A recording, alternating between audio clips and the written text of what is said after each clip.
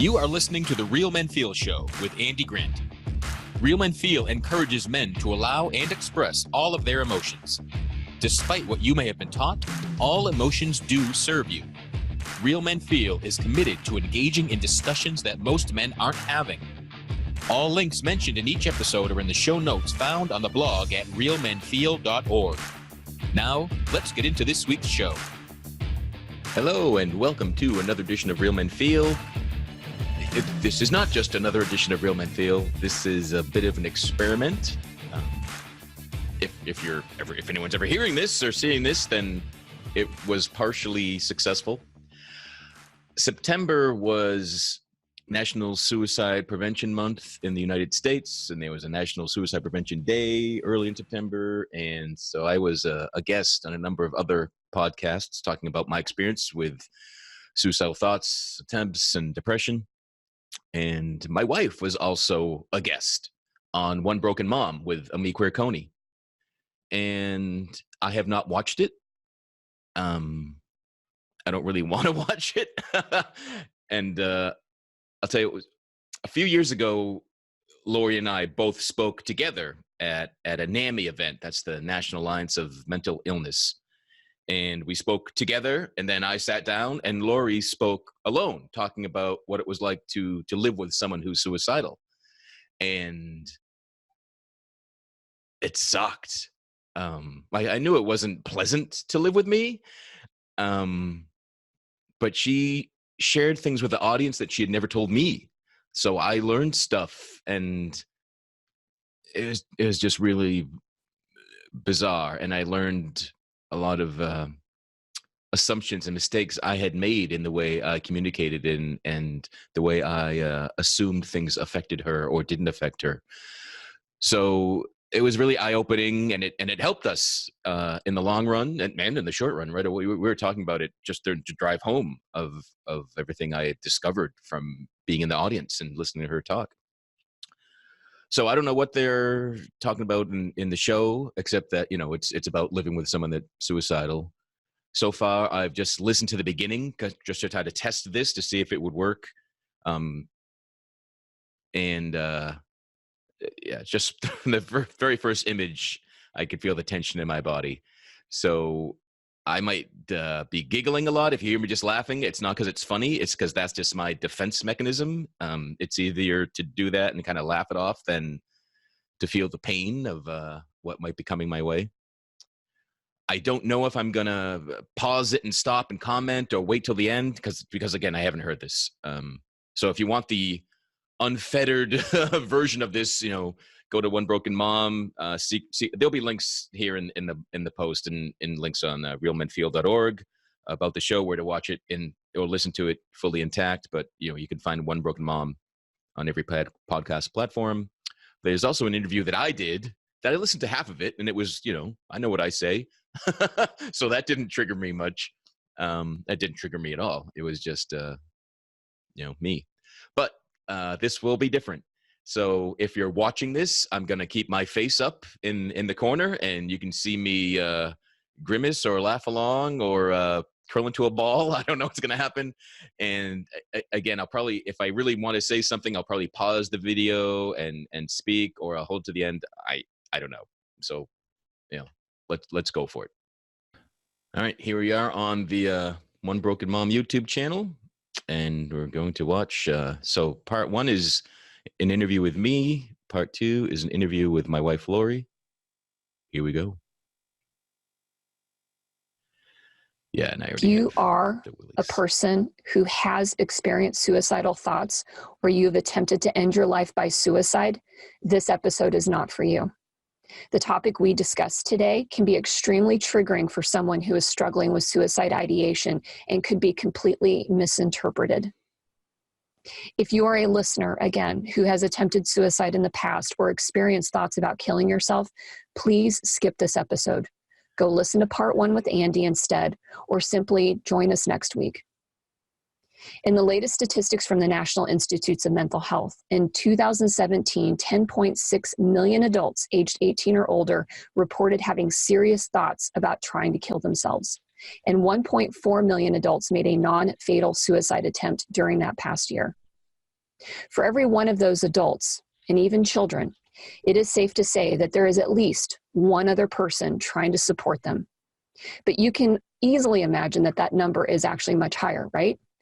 We're talking about moms, dads, brothers, sisters, friends, coworkers, romantic partners, husbands, and wives. There is no question that understanding why a person wants to end their own life is vital to preventing death by suicide. However, suicide is a taboo topic in our society.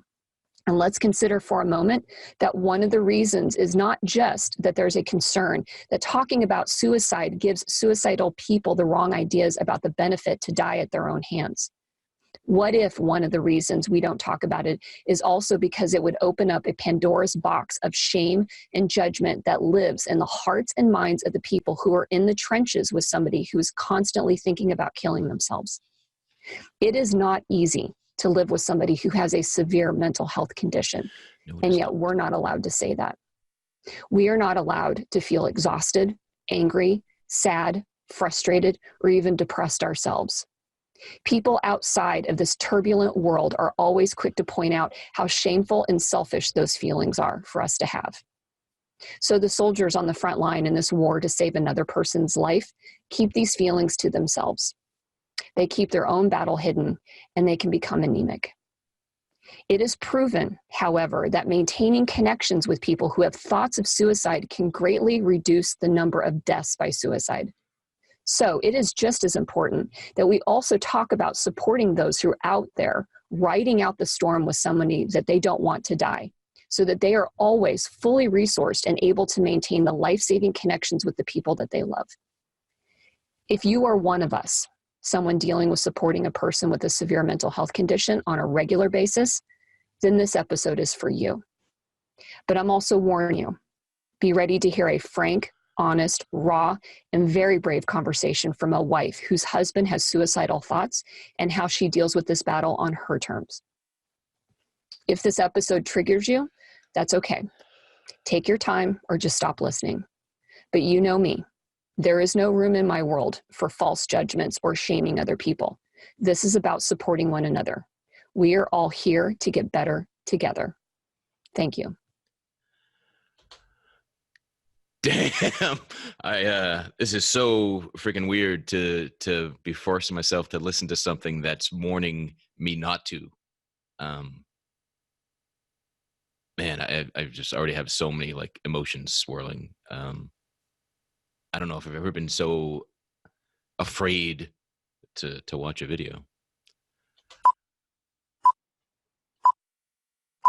But I like the theme song.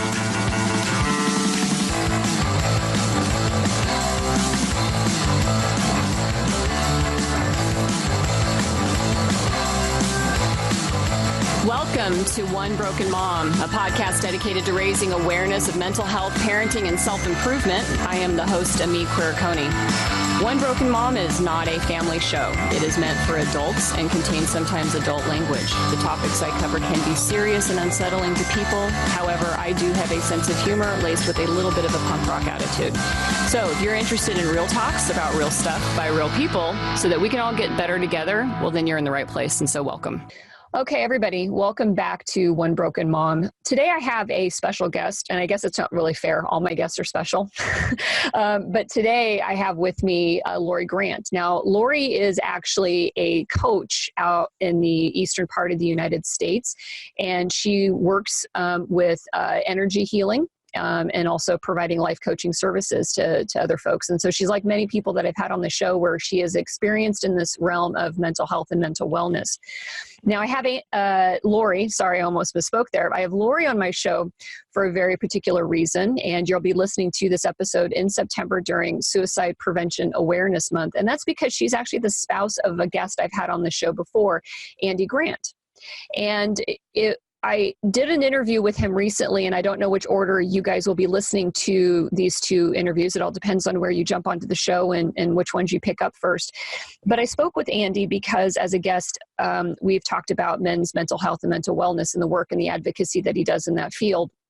But Andy had experienced a moment this past year in 2019 where he kind of just dropped off the radar for a bit. I was used to being able to see posts that he was doing daily about, his daily affirmations and his dialogue that he was sharing with his community of men and people that are concerned about men's mental health.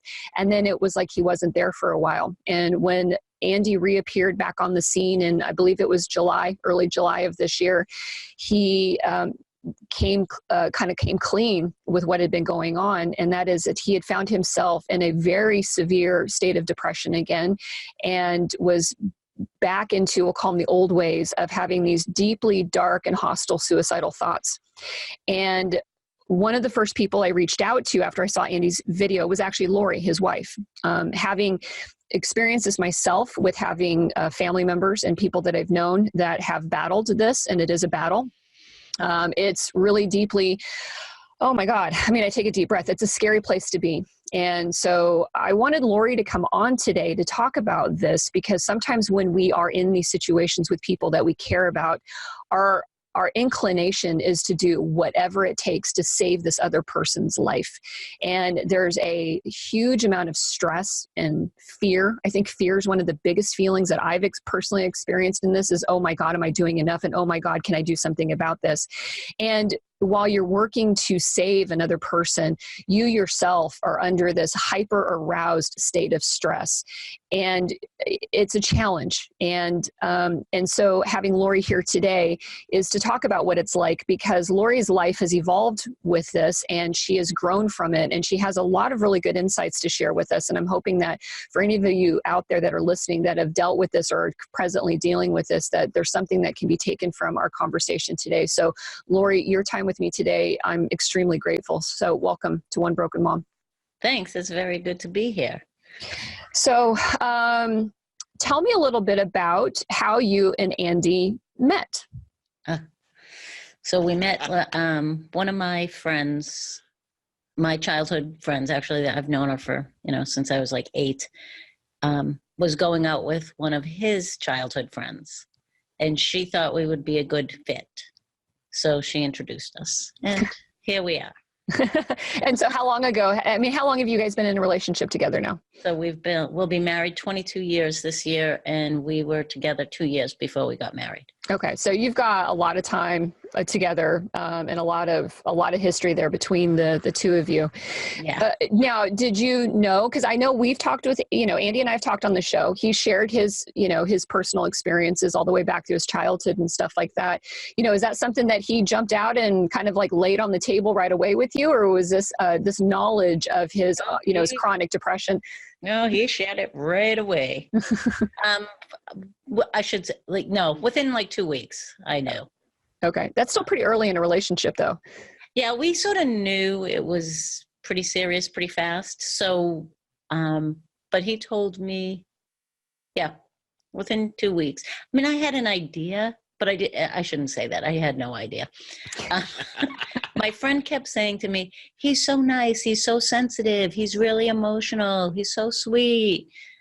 Yeah. And I hate that word. I hate that word sensitive. I still do. But that's because it was given to Lori as like a warning. And I was like, well, what the fuck does that mean? And I didn't even know the woman that was telling this story. I didn't know her well. So everything she was saying about me was like secondhand through my buddy who is not the greatest communicator among all my friends. So again, I don't know what distorted version of my story turns into. He's sensitive, but I am. So what the fuck? What do I know? And I those are all code words, by the way, just in case anyone ever says that to you. What I highly recommend: run for the hills. Well, and so when you learned this about him, when he started to, kind of like lay it out there and let you know what was going on, what was your initial thoughts about that? I was completely naive, and I was like, oh, I can handle it. I just was like, no big deal. I'm like, yeah, we'll get through it. Mm-hmm. There was just not first, I had never been in a relationship, I've never really been around people that were depressed and suicidal, like in my early life. And that might have been by design, maybe not a conscious design, but certainly a design in my life. I like to be around happy people. So if somebody was down in the dumps, it wasn't something I was going to go focus on. Mm-hmm. So I think for most of my life, I wasn't around that and I didn't deal with it. So when he came into the picture, that shifted rather quickly, actually. Well, and so, having spoken with Andy several times, and I know this seems really weird for people that are sitting here that we're talking about him, like he knows, but we're trying to talk about how we perceive other people. And so fortunately, we're going to throw Andy's name in here, but when I speak with Andy, he's got an infectious smile. Depression he doesn't look like the face of depression. Right.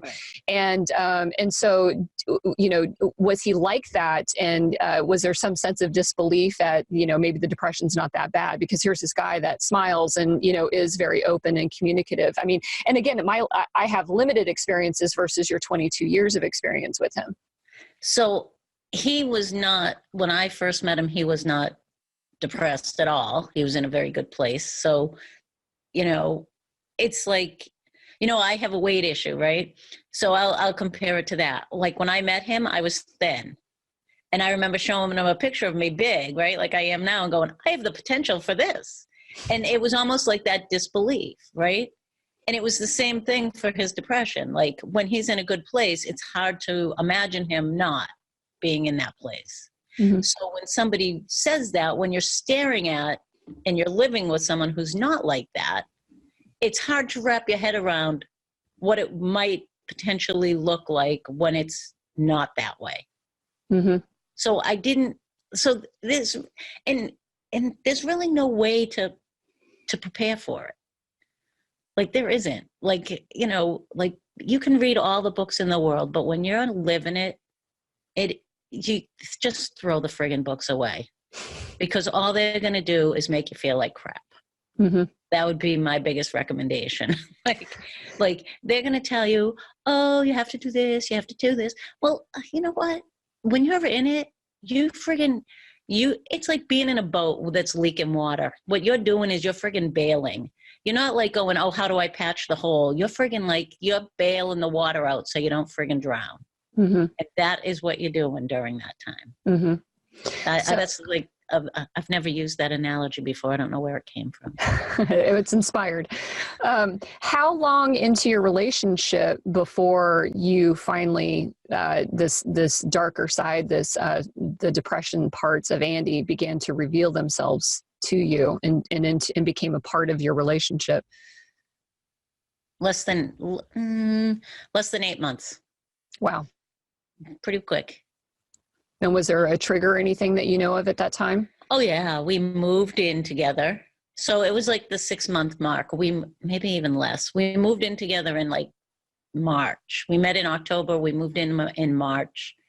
So he moved across the state. He switched jobs, and so that's a lot of upheaval. Mm-hmm. And he was doing contracting work, and it wasn't steady. And he was definitely agitated about it. And it was just, it went downhill very, very fast. And did you at this time, were you trained in any type of field of mental health or anything like this at this point? No. Okay. Not a draw. Okay. So here it is the first time, the depression that you're like, I can totally handle it, is now full force in your face. So what did you start to do at this point? God, it was so long ago. Well, I did the totally rational thing. I called up his mother and said, what the fuck did you do to him? So that went over really well. Like he had a lot of childhood stuff. And so I am a big believer, and I'm not blaming parents or any of that crap, but I say that now outside of the situation, but when I'm in it, I really can't deal with this. I couldn't deal with his parents, either of them. And that's still pretty much true to this day. When he struggles, I don't, like, his dad passed a little while ago, so I don't want to deal with his mother. I don't want to hear about her stress around it. Like, I just don't care. Like, I'm focused on what I have to do. And so the last thing I want to do is deal with trying to calm somebody else down about his behavior. Mm-hmm. So I'm definitely, I'm like, no, because she's always like, you can call me. And I'm like, no, I don't.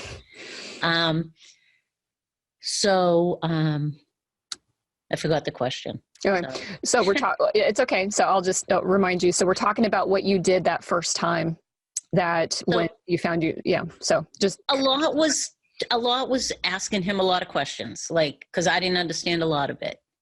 And a lot of it was what we figured out was a lot of it was fear-based. And we had talked about his illnesses, and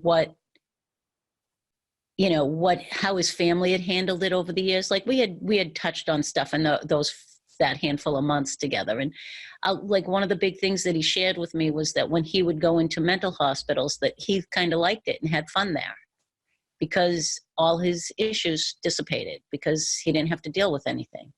And so one of the things we agreed to was he would no longer go into a hospital because that was that like when life gets stressful, you don't run away from your problems. You learn to face them. And it sucks having problems and facing them. But that's what healthy people do. And unhealthy people run from them. And so he realized that a lot of his stuff was just like, he didn't want to deal with crap anymore. So he was going to duck out. And I was like, we're not going to do that. So, and I have some very different views around mental health. So I want to put that out there. Like, I'm not all like, oh, that's too bad. Everything. Like, I believe that we can heal from it. And I believe it takes a lot of work and effort to do that. And hiding out is never going to help somebody heal from it. Mm-hmm. So you're saying when he went to the hospitals, instead of actually digging into like group therapy sessions and unpacking all the issues, he was just vacationing from problems and, just letting the medications dole him out. And yeah, but he never did meds because meds never worked for him. So he was never a med person. All right, I just got to clarify that. So in hospitals, you're on meds, and I would go to group and did all sorts of things, but I felt better because there was nothing to worry about. There wasn't a job to go to. It was just, I really, from a young age, like, I think like at 18 and 20, I was afraid that I would become used to being institutionalized and only function in hospitals. And actually, now I'm remembering that was something my dad would say to me, like one of his warnings. So thanks, Dad. But yeah, that's when I realized, well, this whole, I would be labeled clinically depressed, and I'd be in a mental hospital watching Seinfeld and The Simpsons and having a blast and going to group therapy and having fun. So it was like this whole label and diagnosis it just didn't make sense to me, and being hospitalized kind of just proved that. But with that said, if I ever, like the only time I put myself in a hospital was when I was feeling suicidal, but I knew I'd gone through it enough to know that I wanted to live, but I did not feel safe. So I put myself in a hospital to save my life, literally. So the only thing I would disagree with Lori so far about hospitals is that if you don't feel safe, going to the ER, going and, having yourself locked up for a weekend to keep yourself alive, if that's where you're at, then that's what you need to do. So yeah, it was just a quick getaway. And I'm like, well, at that point, just freaking go on vacation, right. But yeah, so that was like a big piece, and it caused a lot of conflict at the beginning with his family, with his parents. So he's an only child. So I only had to deal with his parents, and both of them were very much into hospitalization. And I'm not. I'm still not. I still overall think, it's not the first choice. It should never be the first choice. And sadly today, it's the first choice. Mm-hmm. Right. So, And in some cases it can be, and I'll put this out because I know that I'll get an email from somebody that, whose life was changed by an inpatient right. therapy service. And so, and we've said this on the show before, these are us talking about these issues and raising awareness about our experiences to them. But, to your point, I think that some people use it as the easy answer, thinking that all inpatient services are the definite, like that's where we go when it gets really difficult, because addressing mental health issues is really hard. The work is really hard. It's painful. It's, lonely. It's angry. It's sad. It's, but you're absolutely right. That's work that you feel that you need to invest in yourself in order to be able to do it. And sometimes people think that it's super easy to do if you just bring in the professionals and you bring in the medications. And so I'm with you in that camp, but I also don't want to dismiss the fact that sometimes there is value, especially for somebody that's genuinely in danger of killing themselves, like right away. That's a safe place for them to go. Right. So. And that's why I wanted to say that, like it's all dependent on who you're dealing with. Right. So, but I'm, in other countries, you can't be on psych meds without seeing a therapist. In this country, you can be. That is a grave disservice to any person that's on psych medication. I think they have to go hand in hand. You have to be in therapy and you have to be digging into your crap. And it doesn't mean that your parents were mean to you or abused you, but stuff comes up in life and it triggers us. And if we can start to heal that stuff, I'm not saying that every drop of your depression will go away, but I'm going to tell you that you're going to start to have more insight into all your stuff. And with insight comes healing.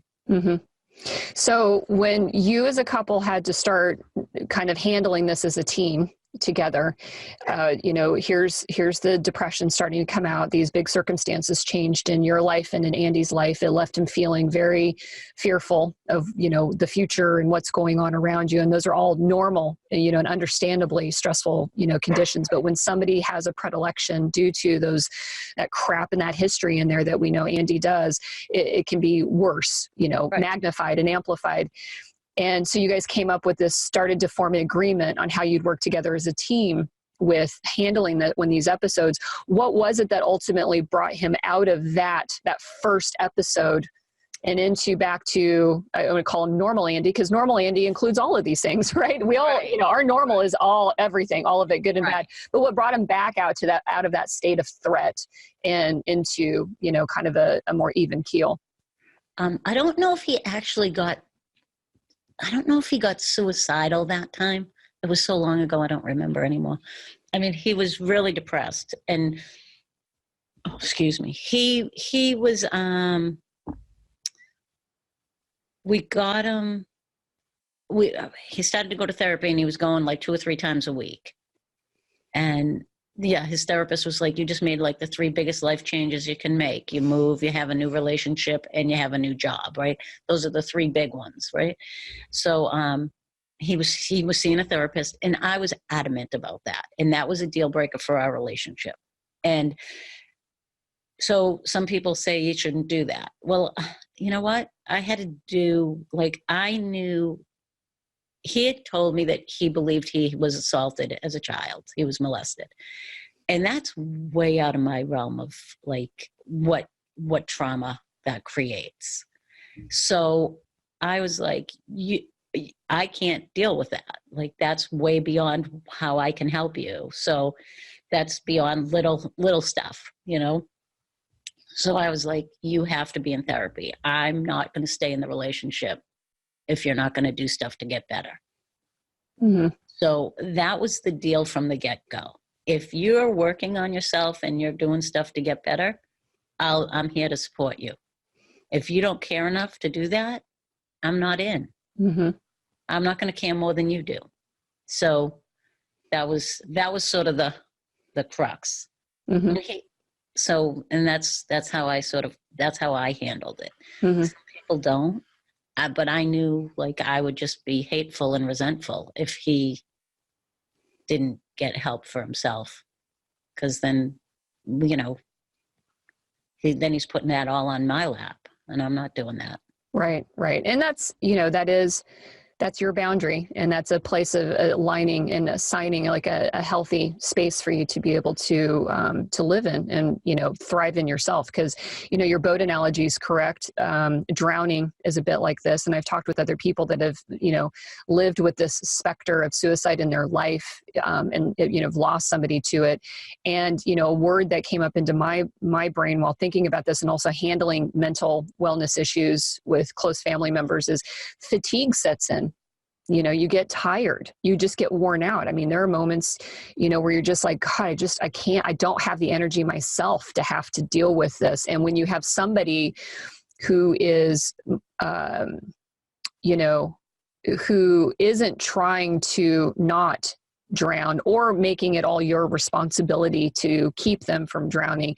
And you're right, we're not all suited, you know, up to have the tools to be able to do that. Or if we have all of our own business inside of us, we don't have all the fortitude, you know, emotionally sometimes. And it's really hard to make sure you're strong enough to be able to hold up to another person.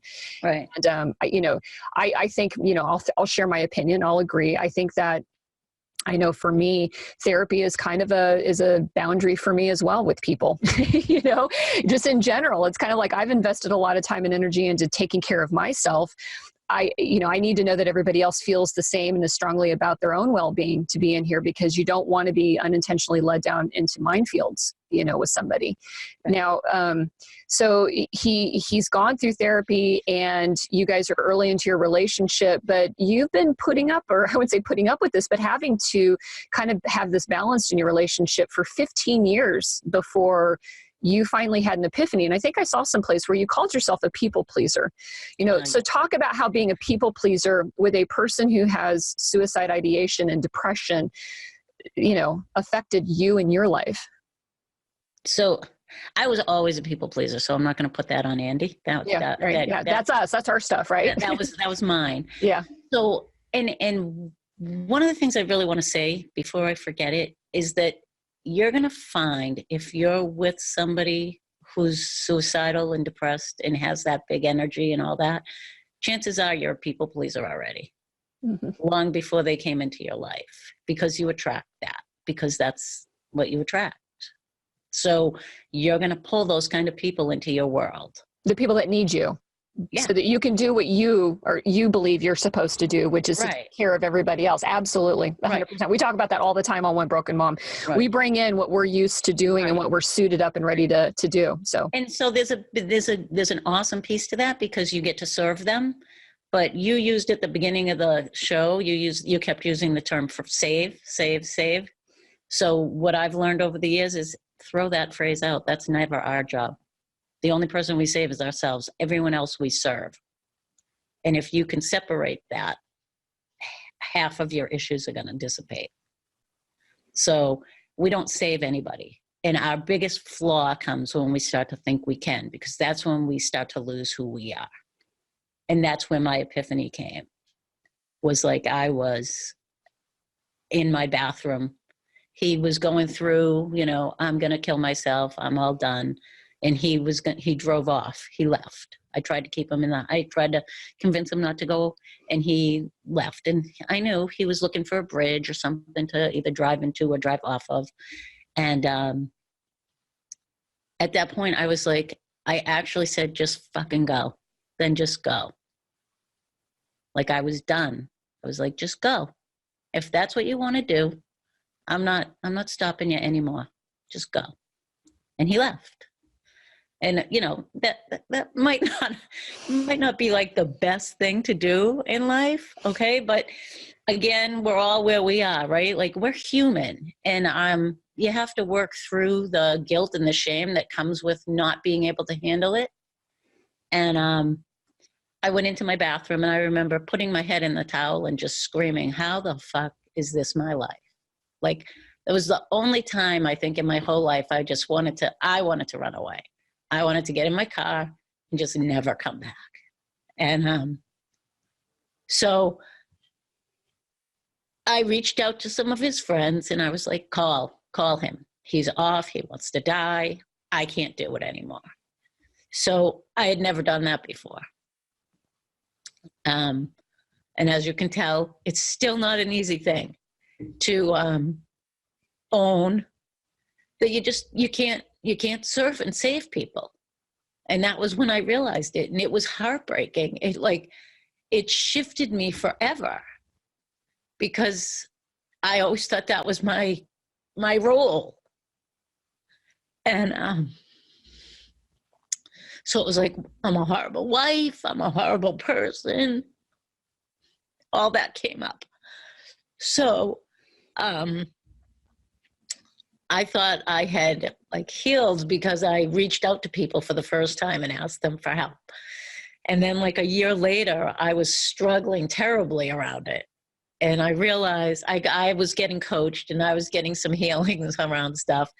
And it turns out my big piece was that shame that I actually had to reach out to other people to get him help. So that was my epiphany. It wasn't that I told him to go and that wasn't I good that I reached out to his friends. It was, oh my God, my epiphany was the shame around not being, and I did this thing last week, but not being the Anjali wife. Do you guys remember do you remember the ad? Oh, The yeah. Anjali commercial all those years ago? I can bring home the bacon, I can fry it up in a pan and never ever let you forget your.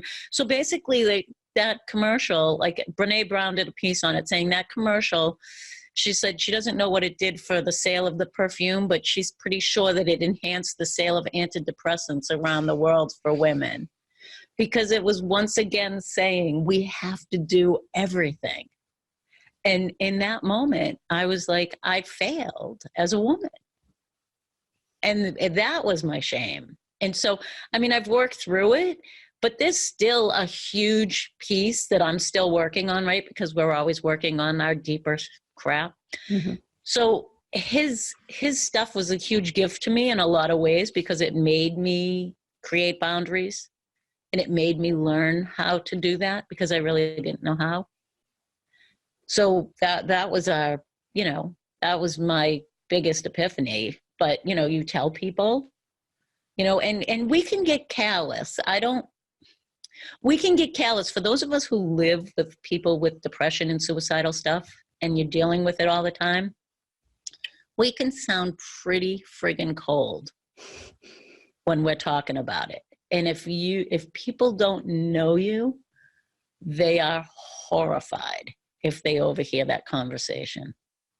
Mm-hmm. So never judge somebody if you hear them talking about it, because there are days when when I'll go out with my friends and go, yeah, I'm kind of ready for him to just do it so I don't have to deal with it anymore. Mm-hmm. And that's not what I want, but you get to a point where you're just like, I don't want to deal with that shit anymore. I'm sick of it. Mm-hmm. I'm sick of wondering if I'm going to come home to a dead body. Mm-hmm. So it's not that you want it, and you can sound brutal. So you have to be very cautious. I have, thank God, a very good group of people in my life that I can reach out to and go, oh, I'm ready to, joking, I'll kill him. I'll take the problem away completely and I'll just do it. So. Right. And like I said, it leans into, again, that concept of it's emotionally draining. Yeah. And it is wearing, and I totally get it. And so I agree. Anybody that's on the outside was like, how dare you say something like that? I'm like, we all have to sometimes take a deep breath, and go, I agree. This is not what I want. I don't want any of this. But I don't have any fuel left in my tank to go another minute, unless you find ways to take care of yourself. Right. So how do you, refill your tank? Because that's usually when you're saying stuff like that out loud to your friends, it means you're due to, get the gas and fill that tank back up. Right. So how do you do that? Because this is draining. It is hugely draining. Right. And I don't think, and that's the other thing. I don't think people realize, we talk a lot about people who struggle with mental health, but we rarely talk about the family members and just how much it wears you out, and and it's almost like, yeah, but you're not going through that, so you don't know. It's being shamed all over again for voicing a complaint about the difficulties of living with someone with it. Mm-hmm.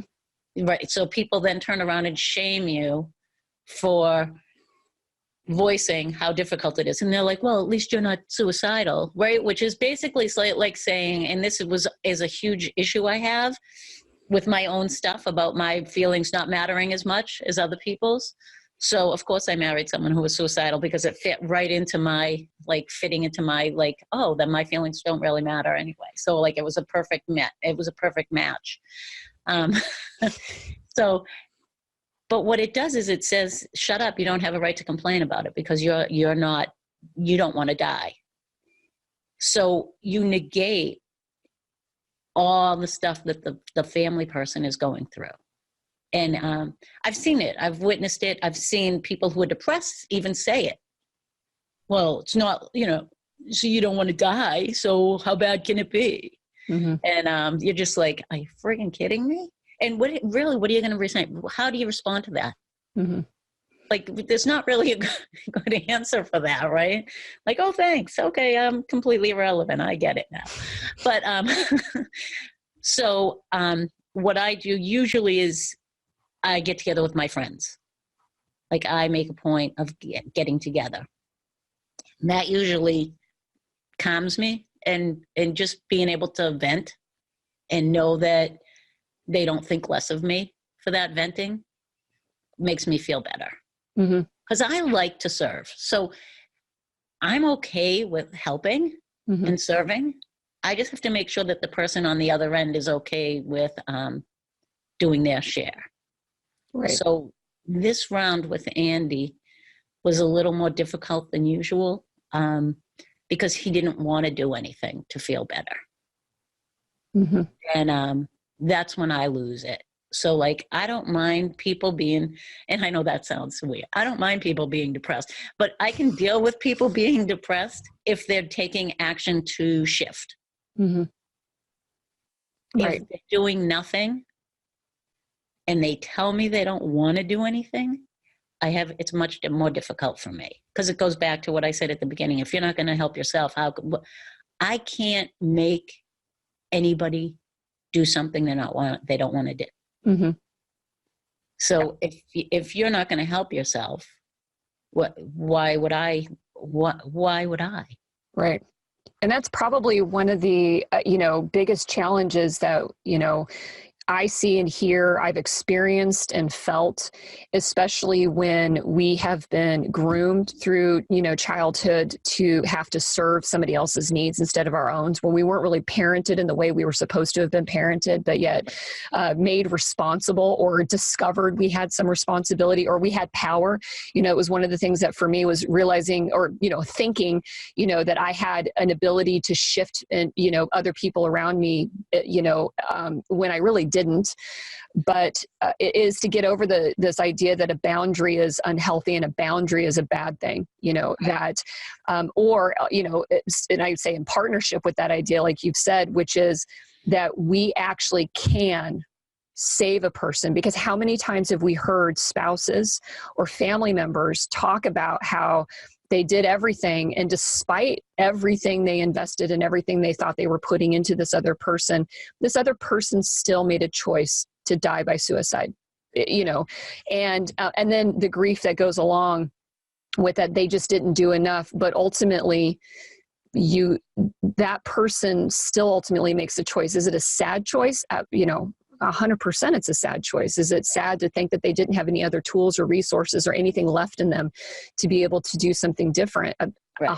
Absolutely. But just like when we deal with all mental wellness issues and mental illness issues, like you said, if my person or friend over here, I think would benefit from therapy because it would improve their life in XYZ ways, but they refuse to go, I can't keep harping on them to change their mind or convince them to do otherwise. You can't force epiphanies onto everybody else. They just happen. Our brain, brings them to our own awareness. And, it's kind of, it is kind of depressing in itself, that we want to be able to do that for somebody and find ourselves unable.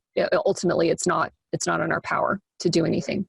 Right. When Andy's, kind of like disappearing act here earlier this year started to happen, did you see it coming? Did you know it was happening? or did it did it creep slowly, or did it happen all at once for you? This one manifested pretty fast this time around. Usually I can see it, and we can get it halted pretty quick. We have there's red flags, and so I'm pretty in tune with them over the years. This one, we came back from vacation, and almost I would say within a week after we got back from vacation, he was in full groove. So I'm not sure what really happened this time around, but it was fast and furious. So, and that was like a little startling, because it was very different from how it's been over the years. And it was, we talked about it right away, and what are we going to do? And he was, he was like, I don't want to do Real Men Feel. I'm like, I think you should keep doing it.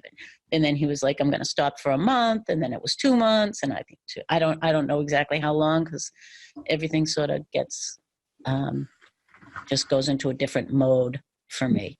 So he pretty much from like by the end of February right through till the beginning of July, he was pretty awful. So it was, but there wasn't, which was a little scary for me. There wasn't any signs this time around. It just sort of, boom, it just sort of happened. Mm-hmm. And I think that's one of the most frightening things, is how many times we hear the stories, see the tales, see it happen to other people around us, where 1 minute they're fine and then they're not, right? And then they're gone. And again, that the fear of living underneath that possibility, how do you live with that fear? Because, I had Andy on the show. I asked him directly, you think you're fine now? You think this will ever happen again? Nope. Don't think this will ever happen again. But I sit there as being a person on the outside, like maybe in your shoes, going, how can I ever trust that will ever be the case? Like, how do I live my life believing that that's the case and feel good about that?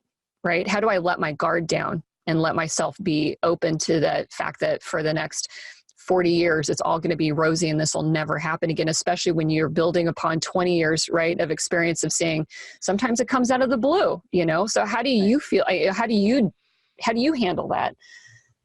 So it's funny. Years ago, we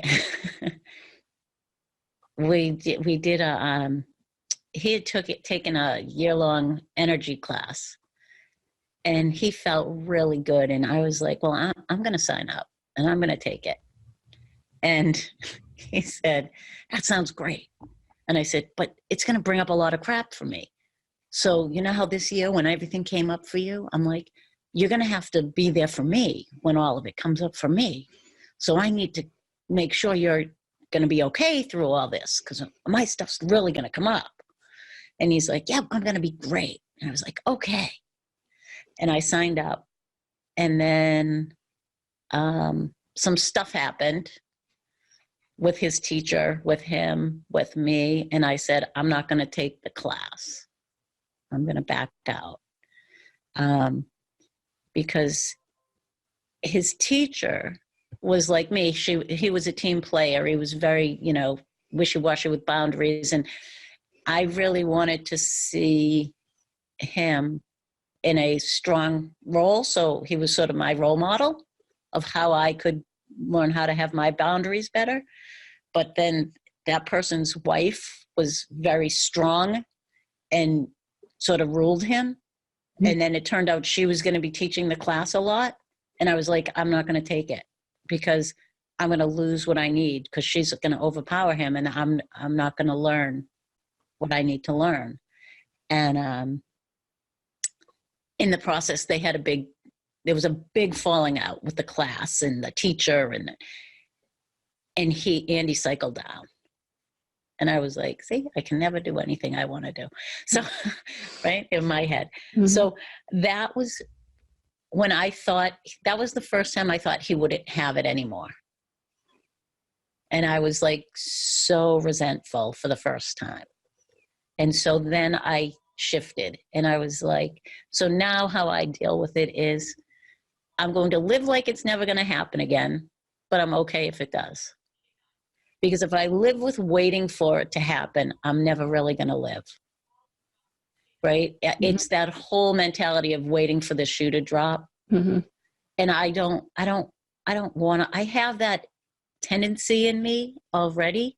So I really work hard at not doing it, but not with like the total oblivion of it will never ever happen again.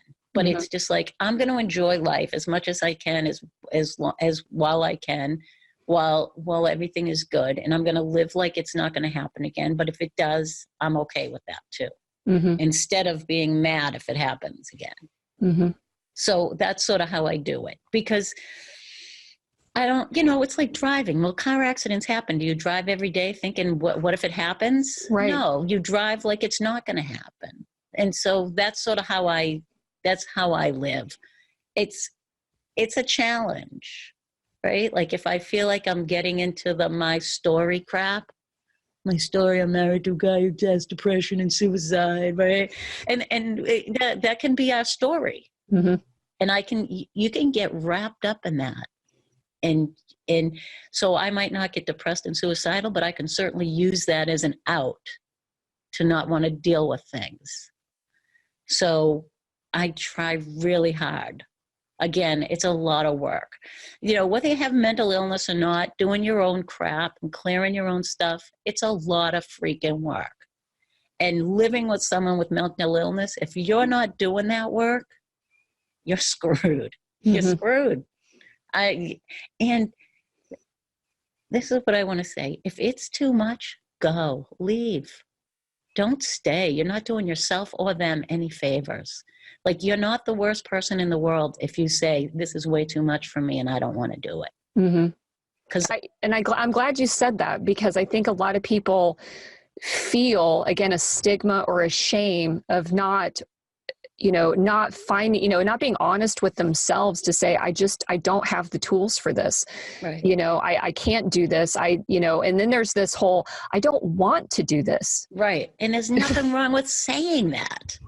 But people, if somebody says that out loud, how many other people are going to go, wow, what a piece of shit human being you must be to not want to, of course we don't want people dying. Right. But so you leaving isn't going to make them die.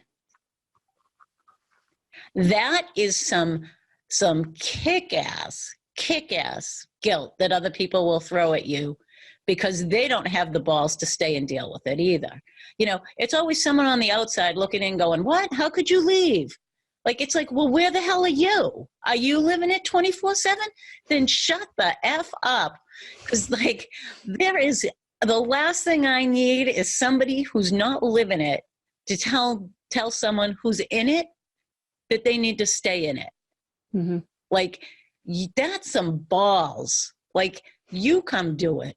And then after months and years, you tell someone that they don't have a right to say, I'm all done. Like, I'm like that, like, I get infuriated because, like, even when I was working and I was running groups at an outpatient program for mental health, and I would tell them, they'd be like, people don't stay. And I'm like, are you doing anything to make them?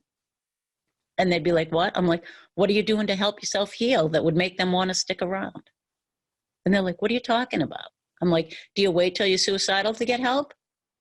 Are you going for help all the rest of the time when you're in a pretty good place? Well, no. And I'm like, well, why should they stick around?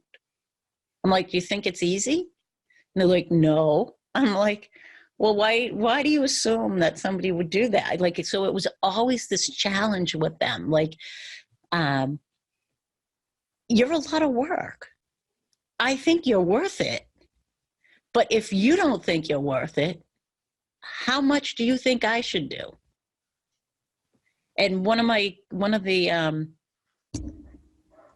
what do you call them?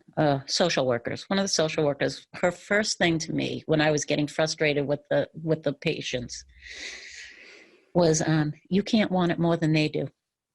Mm-hmm. And that was a new epiphany for me.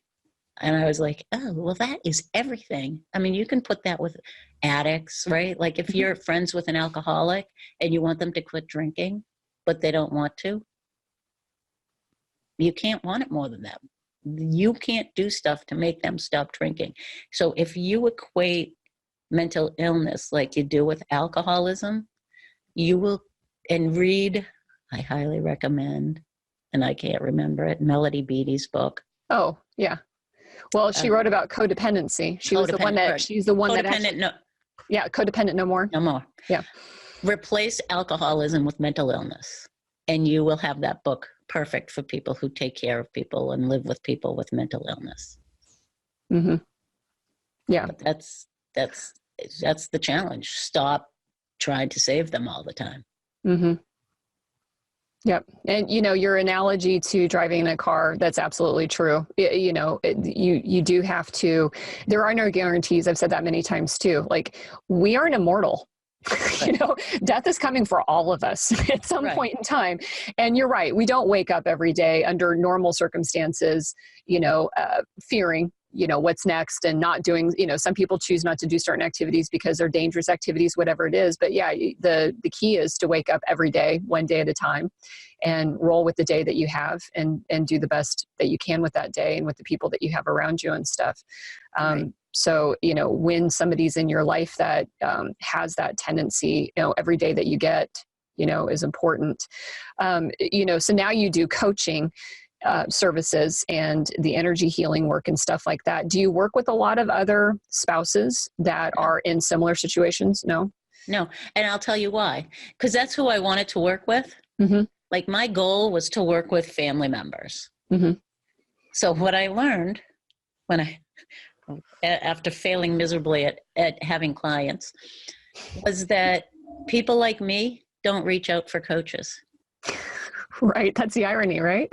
Because we know how to do it all ourselves. Because we're not worthy of taking the time or the money to heal ourselves. Our job is to take care of other people. So the people that I want to help the most are the people that rarely come for help. Mm-hmm. So it's been an interesting challenge. So I've worked with a lot of people with mental health stuff. And it's more of a challenge. I mean, it's very, very rewarding. But I would like to work with the people who, the people pleasers, but the people pleasers of the world won't pay or reach out for help. Mm-hmm. I mean, they have to be at a point, sadly, they have to be sort of like at their wit's end before they reach out. And then it's usually temporary. Mm-hmm. So I'll get somebody for like 2 or 3 months. And then they're like, okay, I'm good, thanks. Mm-hmm. And they're back to that thing. So it's kind of, I mean, it's funny, but it's not. Mm-hmm. But I mean, it just is what it is. The people that I want to help the most are the least likely to come forward. Right. And you can't want them more than they do, right? Right. Right. So Right. it's like, because somebody, like I hired a business coach and she was like, she's like, you have to figure out how to get to them. And I'm like, no, like, not just like, because she's not like that. And I was like, you have no idea. Like, I'm not going to get to them. Mm-hmm. And she's like, no, you can. I'm like, no. Oh, they'll tell me that I'm exactly what they need, but they'll never actually hire me. Mm-hmm. I said, but they'll tell me 1,000,000 times that I'm the person they need, but they won't actually hire me. Yep. And she was like, I don't understand how you can be so I'm like, it just is. I said, when I get people, it's amazing. And the shifts are amazing, but they're few and far between because they literally have to be at their wit's end before they'll do anything. Right. Yeah. Because there's something about the financial investment, which I've covered on our show before about financial disorders, and, even though money may not be at the root of the script that's running in the background that says whether or not you're worth it, but parting ways with dollars, especially a few $100s to get extra help, seems frivolous. It seems like you're not worth any of that. I mean, 100%, and it's not just in mental wellness, but it's in business coaching as well, that people people want it, but then they just suddenly shrink away at it and don't feel like, gosh, I'm not sure that it's worth that. I'm worth that money to spend. It seems so expensive, and yet we already know that people spend equivalent amounts of money on different ways of filling, that emotional, gas tank and stuff. Well, it's a challenge, I'm sure. The other thing when you were talking about the wanting it more too, the analogy that popped in my head was, and this is one of the choices that I made many years ago, even before I started going down through therapy, which is, I just got tired of having people in my life that constantly stuck their hand in the meat grinder and then wanted me to fix it for them. And you pull their hand out and then they just jam it back in there again. And you just have to say, no, if you keep doing this, and hurting yourself, even if it's at a subconscious level, but you're not, able or at a space to be able to be aware of that, that doesn't mean I have an obligation to continue to pull your hand out for you and try to, or give you my right arm to replace the one that you are, chewing up on your own. Right. And again, that's hard for people to say that to somebody, especially if they're a family member. Right. Right. And then you have to start to question their whys. Mm-hmm. Like, why are they doing that? Like, what are they getting from it? So one of the first things I learned is every action we have creates a benefit for us, whether we realize it or not, right? So if it's a negative action and we're getting negative feedback, or we put the hand in the grinder and then we get attention because now we have to go to the hospital and somebody has to help us and and we get this benefit. So when our actions stop giving us some form of a benefit, we stop doing that action. So we have to figure out what benefit, right? And that's a really, really hard thing. And this goes for people without mental illness stuff and people with it. When you're depressed, when all that stuff's happening, what benefit are you getting by staying in the bed? What benefit are you getting by not taking your shower? What are the benefits? Because when those start to dissipate, you start to do stuff again. Mm-hmm. And so you have to dig in, and that's like one of the easy, I don't want to say it's easy, but easier ways to like look at something like, what this action is happening, what benefit do I get from it? So for the people who are manipulating, and I know people don't like that, and part of people pleasing is manipulation. So I don't want to say that I'm not doing that. When I'm going out of my way to do something I don't want to do because I feel like I want you to like me, that's a form of manipulation. Yep. So that's an uncomfortable place to be, because people pleasing sounds so much nicer than I'm manipulating you into liking me. But it's the same basic thing. So what's the benefit? So when I people please, what's the benefit of that? Well, the benefit is people think I'm nice. I get to help people. People feel good. I feel good. They'll maybe do something for me if I need it. Like all those things come, right? So that's just a little piece, right? Because people pleasing is very insidious. It goes into levels that we're not talking about that today, but it goes into levels that we don't even understand. That like, we don't know that our behavior is actually creating that. Mm-hmm. But if you ask yourself, what's the benefit? And you start to look at the people in your life that are struggling with mental health stuff, and you're seeing that behavior over and over again, start to look for what their benefit is from it.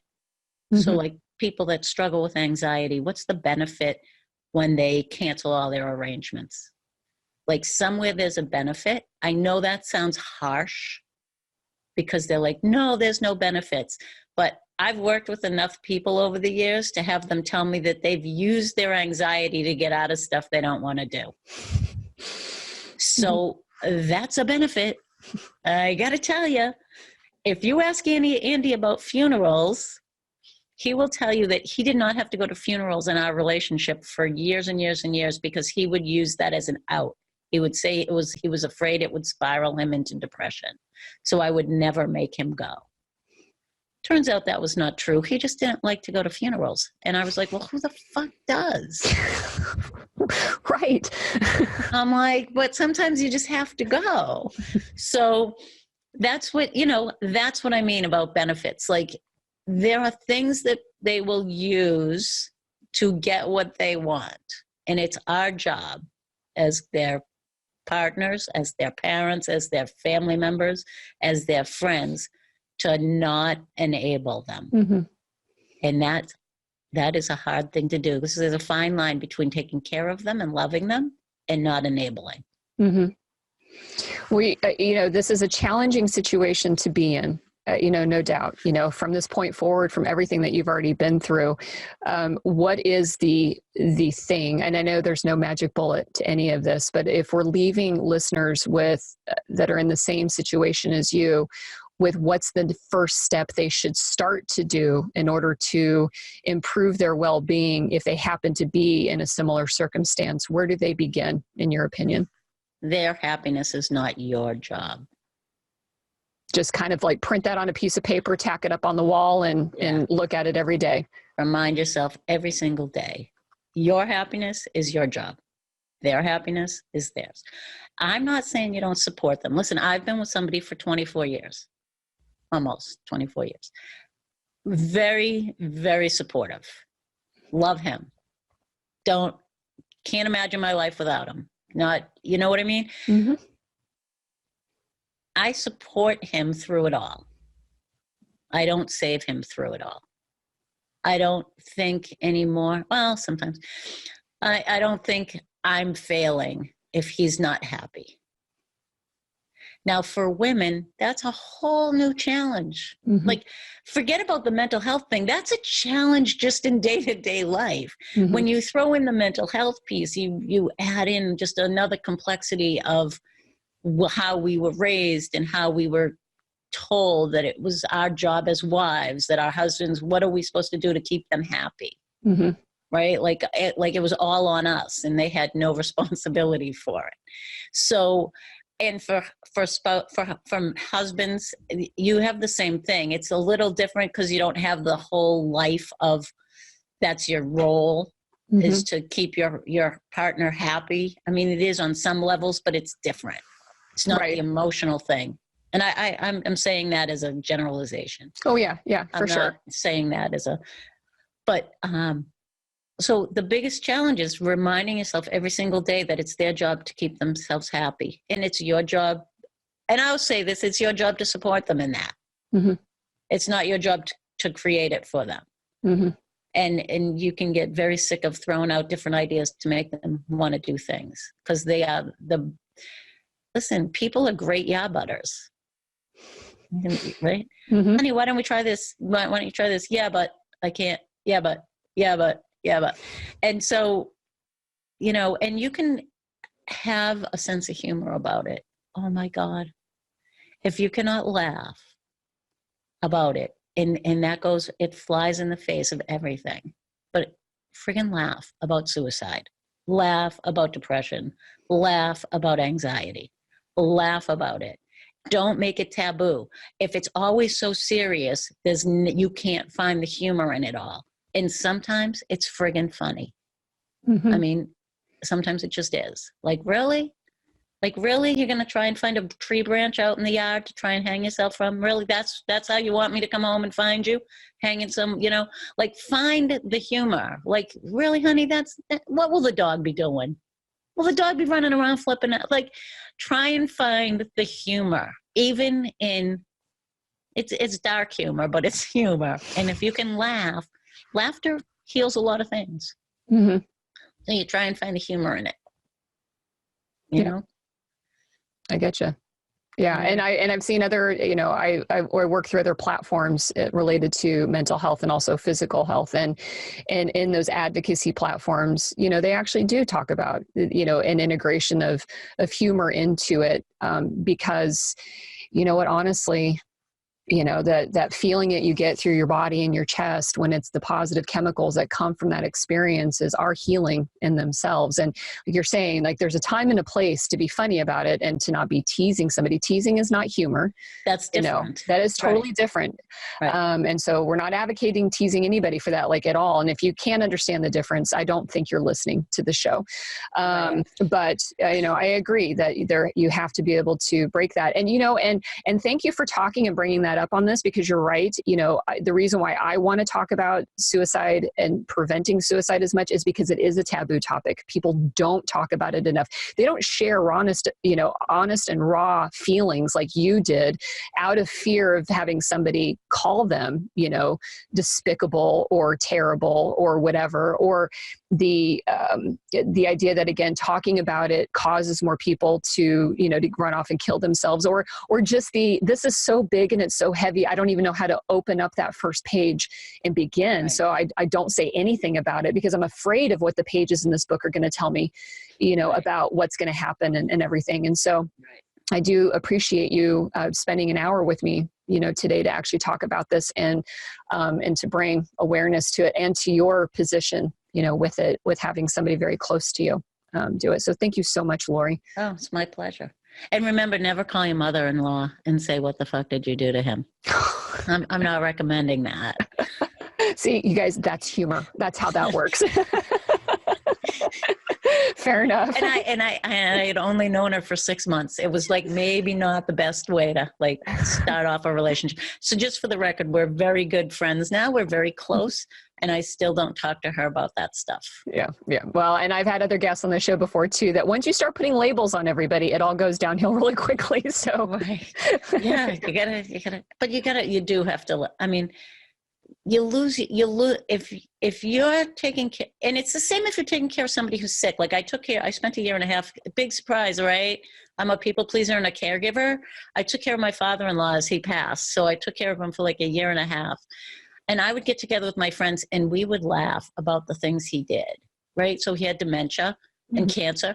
And it doesn't mean I didn't care about him, but you have to let that stuff out. And in doing it in a humorous, loving way with friends and not like ripping into him, that's healing for me anyway. Mm-hmm. So some people are like, "Oh, are you taking a hot bath?" I'm like, well, a hot bath is not freaking serving me on any level. I don't like baths that much.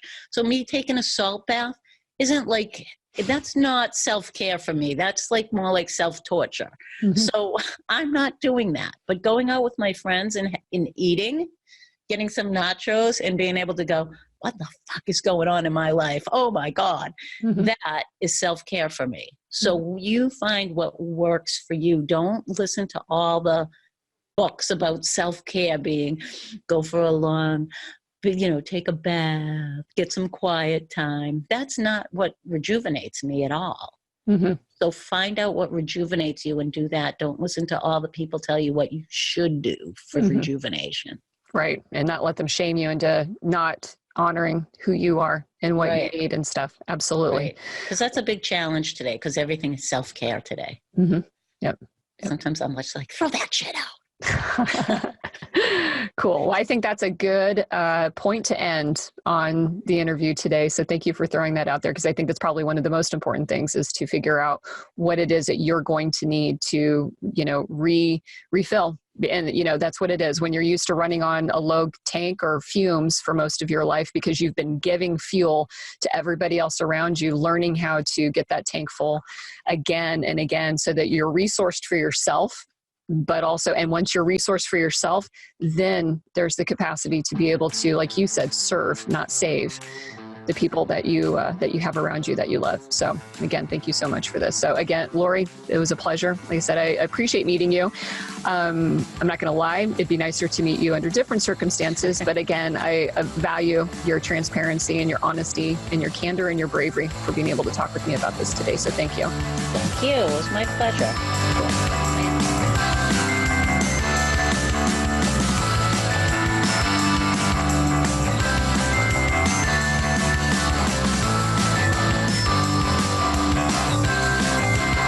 Plugs get in there, but wow. So I'm just kind of tongue-tied still. That was hard. It varied in degrees of difficultiness to just stay here. If I was just watching this alone, I would not have watched it all. There's no doubt about it. We're all kind of the centers of our universe, and one theory is that that's truer than a saying, and everybody else is a reflection back of us. So it's really bizarre to hear someone else's viewpoint of things I've done, of experiences and interactions. I do remember when me and Lori first moved in together, I called my old therapist from where I was living, and it was the first guy that I really liked going, and it was helpful and beneficial. And he was like, you quit your job, you moved in with this new woman? Like, what the fuck? Of course you're going to be a mess. Like, you really didn't think this would have an effect on you? And, again, because I was being brought up with the labels and diagnoses and it's chemical things. So like, it's depression happens to me because of some chemical imbalance, not because of circumstances. How can it be, how can it just happen because of my biology? And then also circumstances can trigger it. It just, anyway, whatever I'm saying. But I remember really throwing it out on the table, giving her the chance to say, yeah, this is a bad idea. I don't want to live with you. Goodbye. And I don't remember talking like 2 weeks into our relationship, but I do remember when it was bad. What else? And I do remember her calling my mom, and that pissed me. Like, that was the closest we were going to come to end. We weren't going to end because of depression or seeing a therapist or any of that crap. It was that I felt, she went behind my back and talked to my mom, which is just abhorrent. And I'm not even sure why, but like, it never crossed my mind to talk to anyone's parents about them. I don't know. So maybe that's a male female thing. I don't know, or sort of a snitch thing. I don't know. But yeah, our biggest fights ever have been early in the relationship when Lori would reach out to my folks. But other than that, it was really, it's hard to sit here and watch somebody you love cry, and talk about the time when she was just fed up and said, just go. And I was going. So yeah, if I had died that day, it wasn't because she said go. Like, there was no stopping me. That was a time that I had to prove to myself that I didn't want to die. And the only way to prove that was to try to die. And, you're just not going to get that unless you've been there.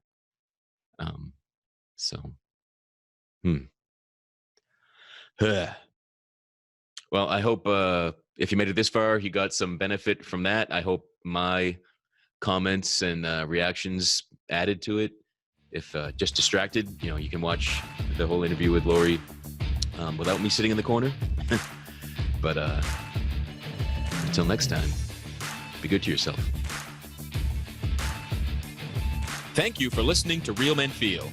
Reach out to us at realmenfeel@gmail.com. Learn more about Andy Grant at theandygrant.com. Until next time, visit realmenfeel.org or the Real Men Feel Facebook group and share what you thought of this episode. Please give this podcast a review on iTunes, Google Play, or wherever you are discovering Real Men Feel.